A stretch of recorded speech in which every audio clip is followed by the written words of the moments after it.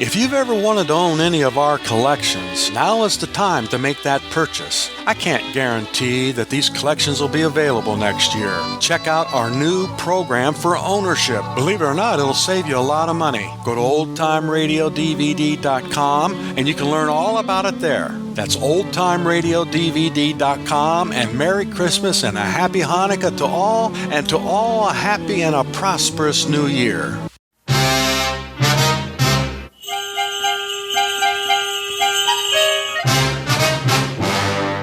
This is the season. My name is Wednesday. My partner is Frank Jones. The chief is Captain Kellogg. December the 24th, Christmas Eve. They brought in a guy named Grudge. When I heard what they booked him on, my blood ran cold. It was a 409-6325-096704. Not believing in Santa Claus. Give the gift that gives on giving. Go to oldtimeradiodvd.com. A Christmas Carol by Charles Dickens. Read for you by Jim Dale.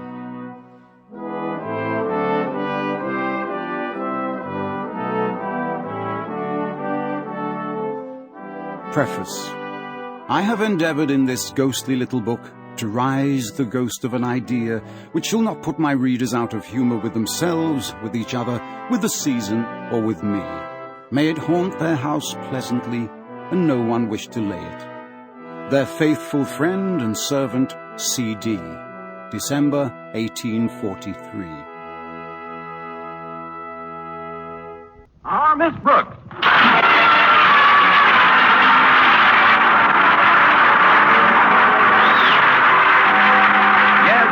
Once again for another comedy episode of Our Miss Brooks, under the direction of Al Lewis.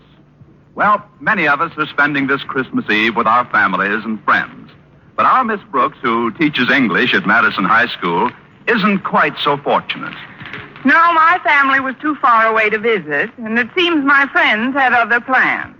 But I made up my mind not to brood about it, and I was trimming a rather tiny tree in our living room when Mrs. Davis, my landlady, joined me.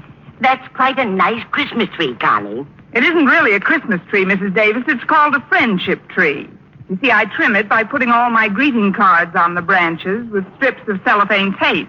Looks nice, doesn't it? Yes, it does. You certainly received some pretty cards this year. And the sentiments are so lovely. Look at this one I got from my principal. Mr. Conklin, what does it say, dear? It's very heartwarming, Mrs. Davis. It says, to Miss Brooks, may the coming year bring you much more efficiency in your work. Signed, O. Conklin. Oh, I can hardly believe it's Christmas time again. What happy memories I have of the earlier Christmases. There was one I'll never forget. I was just 8 years old, and when I tiptoed into the living room, there was my father standing by the tree. The minute he saw me, his eyes crinkled up, and he started to laugh, so that his big white beard and his huge paunch just shook with glee. Your father was made up as Santa Claus? No, he always looked that way. But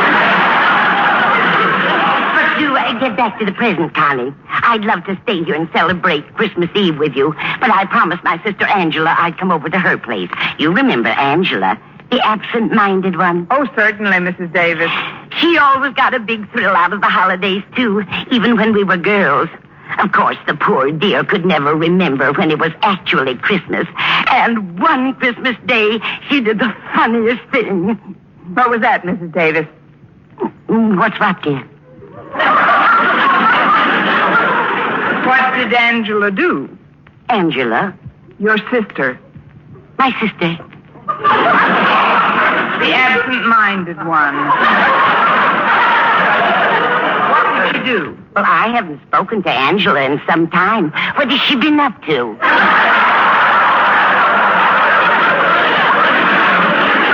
I wish I knew. Maybe I can refresh your memory. Christmas morning, Angela did the funniest thing. Christmas morning isn't until tomorrow, Connie. You must be confused.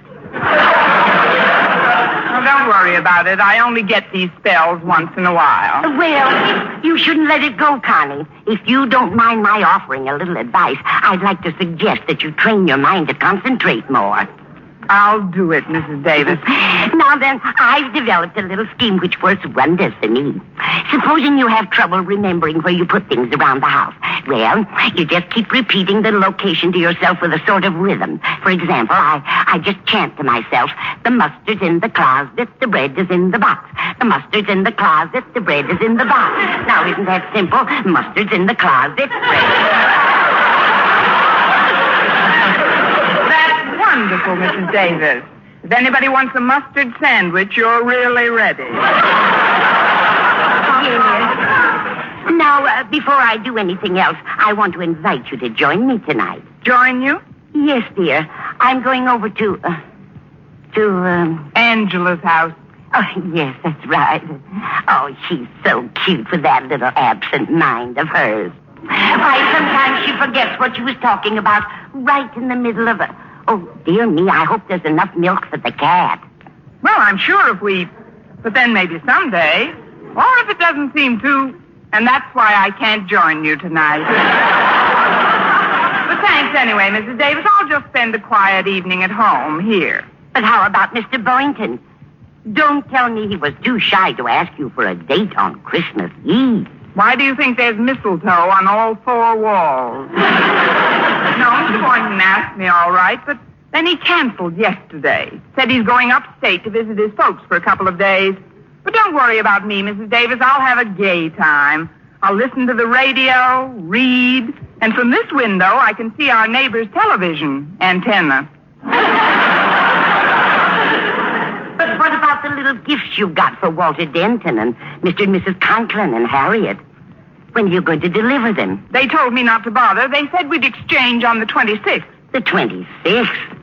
But I don't think the day after Christmas is the time to exchange gifts. You don't? You should see the department stores. What's that, Mrs. Davis? Oh, it's Minerva. Where are you, dear?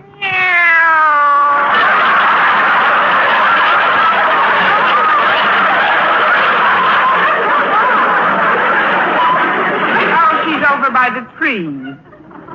Here, Rover. Minerva. Isn't it the strangest thing how she bites at the pine needles? I guess the rosin in them appeals to her. I swear she likes the taste of it. I guess to her it's like a Tom and Jerry.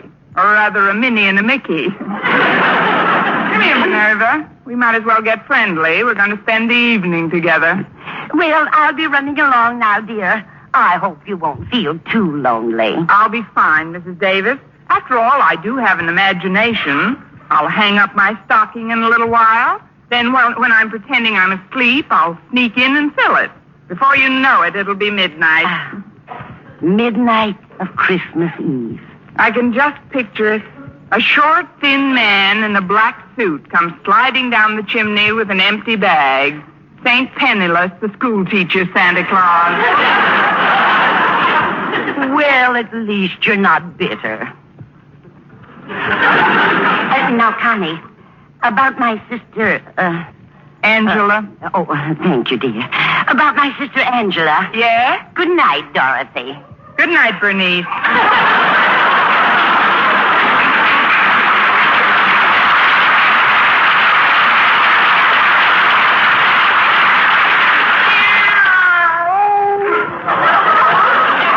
Drinking those pine needles, Minerva. Come over here. That's a good kitty. Now I'll just settle down in Mrs. Davis's rocker and we'll have ourselves a nice, quiet rock.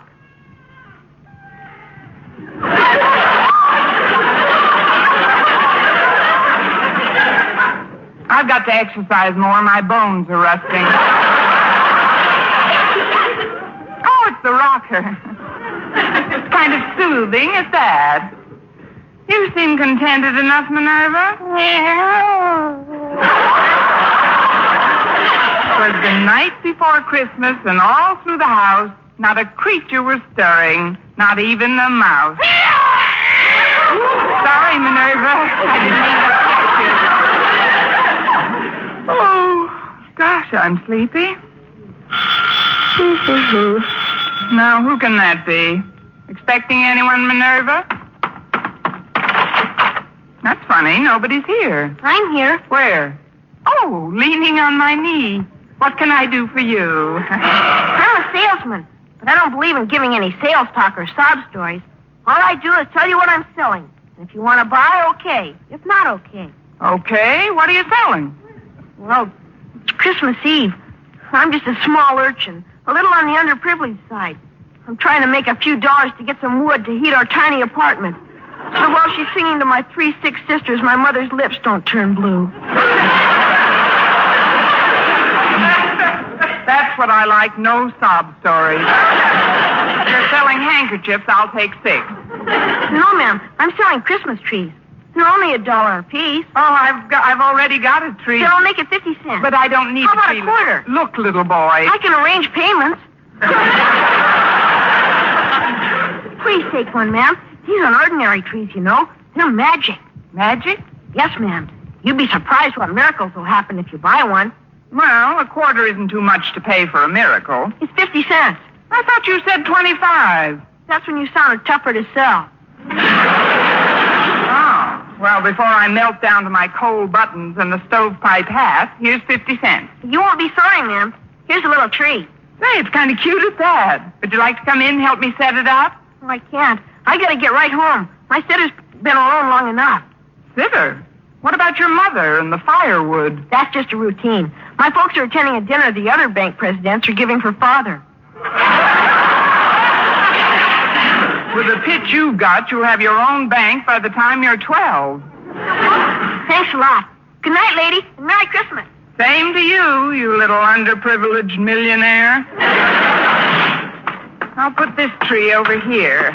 Maybe we can find some extra trimmings for it in the morning. Meow. Minerva, will you stop gnawing on those pine needles? I wish I knew what made them so appetizing to us. Meow.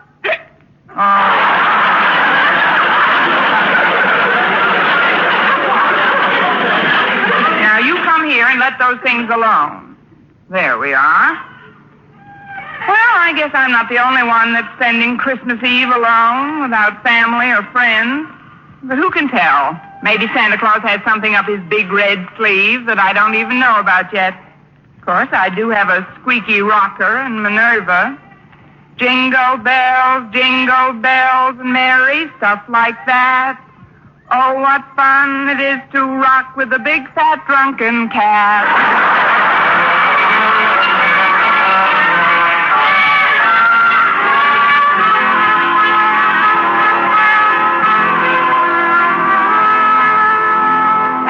In the living room Christmas Eve with Minerva the cat on my lap, I couldn't help noticing that the tree which I'd bought from that wealthy urchin had a rather peculiar luminosity. Although there wasn't any artificial illumination, it seemed to glow from deep down in its branches. As I rocked back and forth, I started to get very drowsy. Oh, the little boy said this tree was magic, Minerva. I don't believe it either. Still, it is Christmas Eve, and some very strange things have happened on Christmas Eve.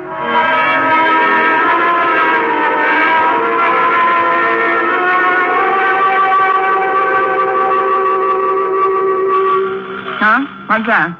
Oh, I must have been dozing. Coming! Well, it's Walter Denton. Come in, Walter. Noel, Joyous Noel. Gracias. Come on into the living room, Walter. Thanks, Miss Brooks. Here, I brought you this little gift to put under your tree. Oh, that was very thoughtful, Walter. Put it under this tree over here. Okay. Say, you got 2 trees, haven't you? Yes, one for Minerva and one for me. Meow. What? Don't pay any attention to her. She's pine needle happy. Well, Miss Brooks, as you know, I was supposed to spend the evening nestled snugly in the tight little confines of my own small, immediate family circle. For heaven's sakes, come out of there. You're giving me claustrophobia. But I went to my father and mother and crowed their permission. Wait a minute, Walter. You crove their permission? Yeah. Crave, and crove, isn't it? Of course not. Crave. Let's see. Craven. after you crowed their permission, Well, they raised my presents for a long enough while for me to deliver to you, Miss Brooks, the little token of my esteem and affection, which is now ensconcing under the tree. Walter, are you still in my English class? Sure, Miss Brooks. Well, I'd better bone up a little. One of us is going to flunk this term. Well, what I'd like to say, Miss Brooks, is something that I've wanted to say for a long time. Yes, Walter? It's a little on the sentimental side, perhaps, for a so-called pep high school boy to be telling the teacher, but it's sincere, Miss Brooks. I'm sure it is. It's something I feel deep down inside of me, Miss Brooks, from whence so many of one's warmer emotions stem. That's whence they stem from, all right. Of course, even if it does seem over-sentimental or even downright sticky, Christmas Eve seems to be the time you can say things like this and not sound over-sentimental or sticky. Christmas Eve is the time to say them. I just hope I hear them by New Year's Eve. What I want you to know, Miss Brooks, is that I'm grateful. For what? For my association with you during the past semester at Madison High School. Well, thank you, Walter. I've tried to be a capable teacher. Oh, your teaching was nothing. I don't mean scholastically. As a teacher, you were very adequate. No, I mean personally. The interest you took in me and my problems. For that, I could never thank you if I lived to be 100. Of course, you'd be gone a long time by then. Noel to you, too. You don't know what it's meant to me to have your ear whenever I needed it. It was nothing, really. I have another one. Especially about girls. Gosh, remember how silly I used to act about girls? Every time one of them looked at me, I giggled like a kid. And then, overnight, I matured. I met the one woman who mattered. Harriet Conklin.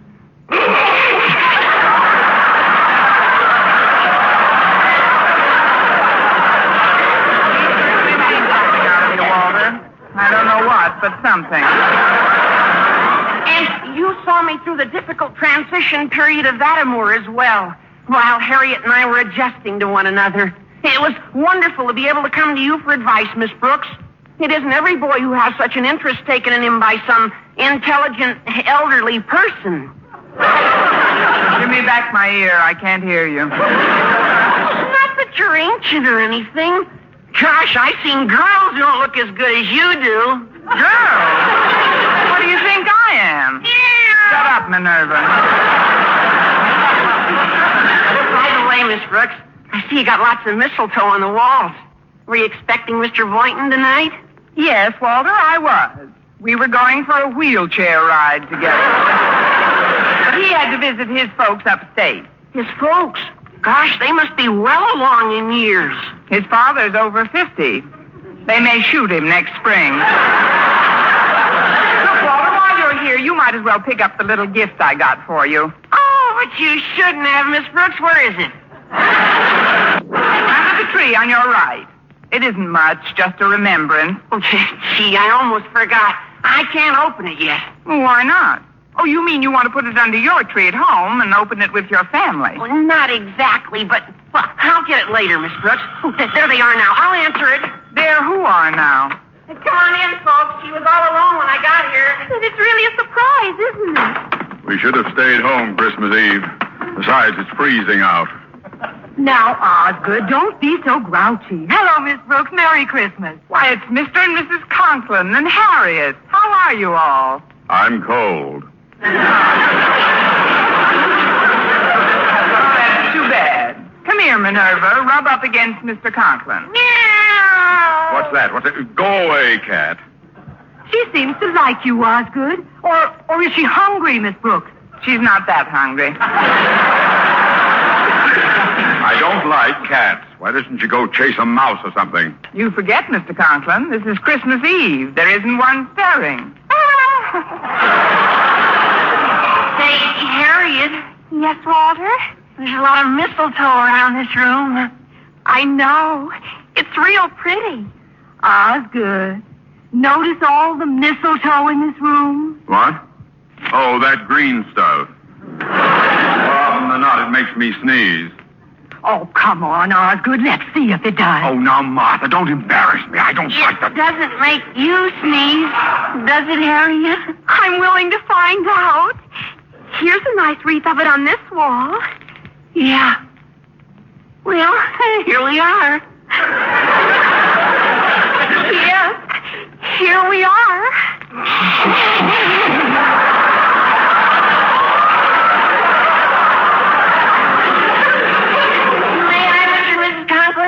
If it's all right with Harriet, it's all right with us. Oh, come on, Walter. We're getting old.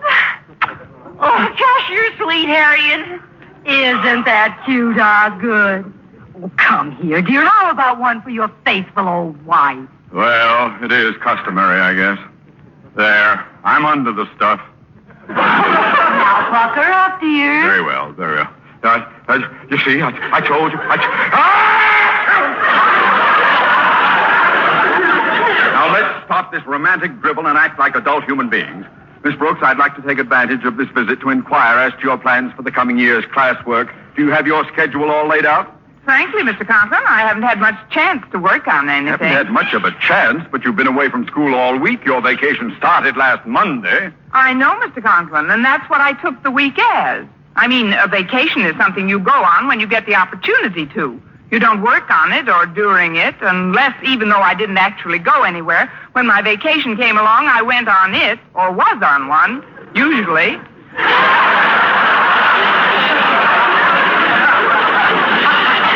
And you wanted to be the head of the English department. Please, Osgood, this is no time to talk of school affairs. We're here to spend part of our holiday with Miss Brooks. It was very nice of you to think about me, Mrs. Conklin. It was nice of all of you. I want to... Where are Walter and Harriet? Denton, get my daughter away from that mistletoe at once. Well, Mr. Conklin, Harriet isn't allergic to mistletoe. No, but I'm allergic to you. Harriet's almost irresistible sometimes, especially alongside of older women like Mrs. Conklin and Miss Brooks. Sounds like the bell. I'll get it. Why, Mr. Boynton, come in. Oh, thanks, Miss Brooks. But I thought you were going upstate to see your folks. I was, but they sent me a wire that they wanted to come here for about a week or so. They'll arrive in the morning, so I thought I'd drop this little gift off for you tonight. Oh, but you shouldn't have. Where is it? Let's just put it under the tree in the living room. Look who's here, everybody. Well, it's Mr. Boynton. Hi there, Mr. B. This is nice. Hello, Boynton. Pretty cold out, isn't it? Hello, folks. This is beginning to get more like Christmas Eve every minute. Sit down, Mr. Boynton. I'm certainly glad your folks decided to visit you instead of vice versa. Well, so am I. There's a particularly good reason why I'm glad. There is? Yes. It gives me a chance to see how my guinea pigs are affected by this cold snap. They haven't reacted at all. What do you expect them to do? Blow on their paws? Brooks, have you pointed out the mistletoe to Mr. Boynton? Why don't you stop that nonsense, Martha? It isn't nonsense. Mr. Boynton, look at the mistletoe. Mistletoe? Oh, yes. A very interesting example of the flora found in various areas throughout the globe. An evergreen parasitic shrub, it is indigenous to the regions where apple trees and oaks abound. Now that the lecture is over, may we ask questions? Certainly, Miss Brooks. Want to stand under it?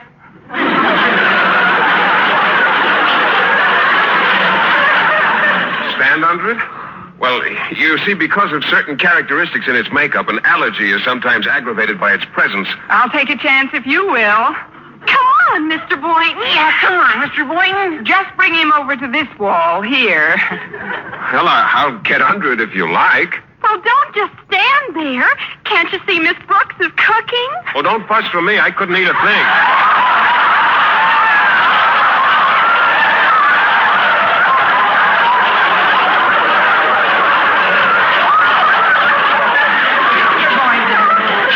Don't you know what standing under the mistletoe signifies?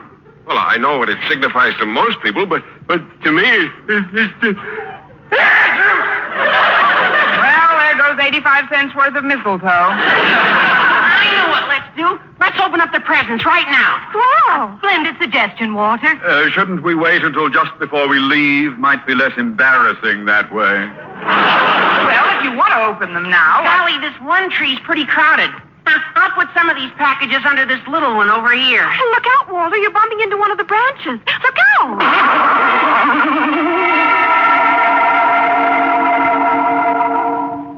Gosh, I got the funniest feeling when I touched that branch. What kind of a feeling, Walter? Well, you're Harriet Conklin, aren't you?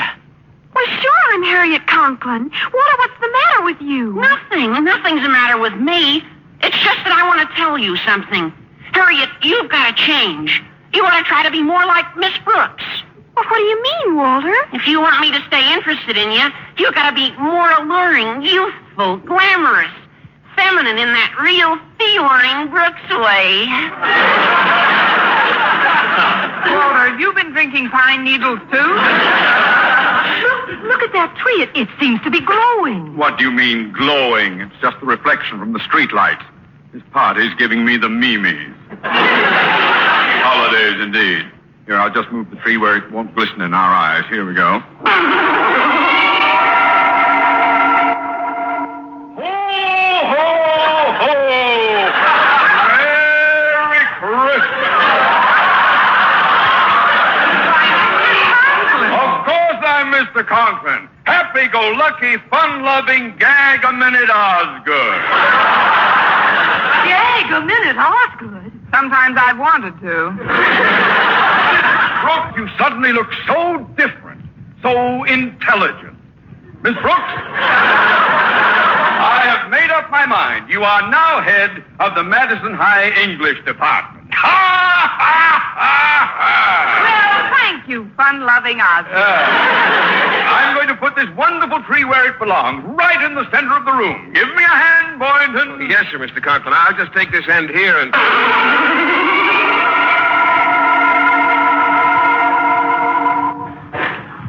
Miss Brooks, Yes, Mr. Boynton? come here, baby.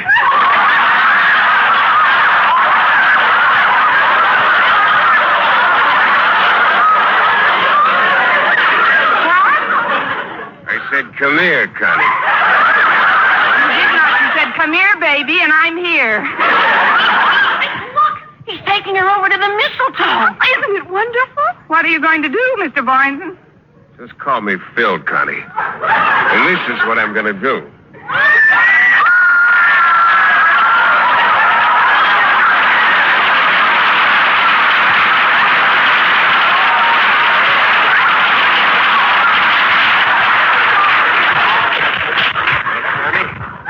How does that make you feel? I feel like I'm in a dream, Philip. A wonderful, beautiful dream.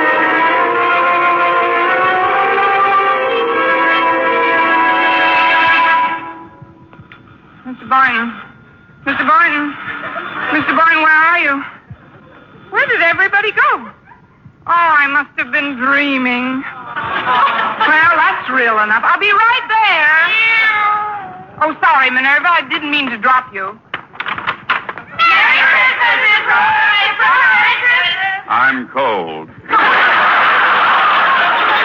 Why, it's the Conklins and Walter and Mr. Boynton. But you all just left. I mean, come in. We thought it would be nice if we spent our Christmas Eve together, Miss Brooks. Yes, and we brought a few little gifts over for you. Now, I'll just put them under this tree here. Yes, do that, Walter. Aren't you going to ask me why I didn't go upstate, Miss Brooks? I know why, Mr. Boynton. Your folks are coming down to see you. How did you know that? I just got the telegram. Don't let's get too carried away with the holidays. We've got to prepare for a hard school season ahead, Miss Brooks. Oh, let's not talk about school affairs now, Osgood. Walter, look at the mistletoe. Yeah, look at it. Now, just a minute before we go through all that again. Would you please touch the tree, Mr. Boynton? The one on the left with the... Why, it's gone. There's only one tree. Miss Brooks, are you all right? Of course I'm all right. Could I have dreamt that part, too? Mr. Boynton, would you do me a favor, please? Oh, of course, Miss Brooks. What is it? Would you touch the Christmas tree? Touch it? Please, it's important. All right. There. Nothing happened. What did you expect would happen? A miracle. Excuse me, I'll be right back. I don't little urchin, and I'm selling magic Christmas trees. But you just came Please here. buy one, lady. They only cost 50 cents apiece. 50 cents? That's right. Here's $2. Give me 4 of them.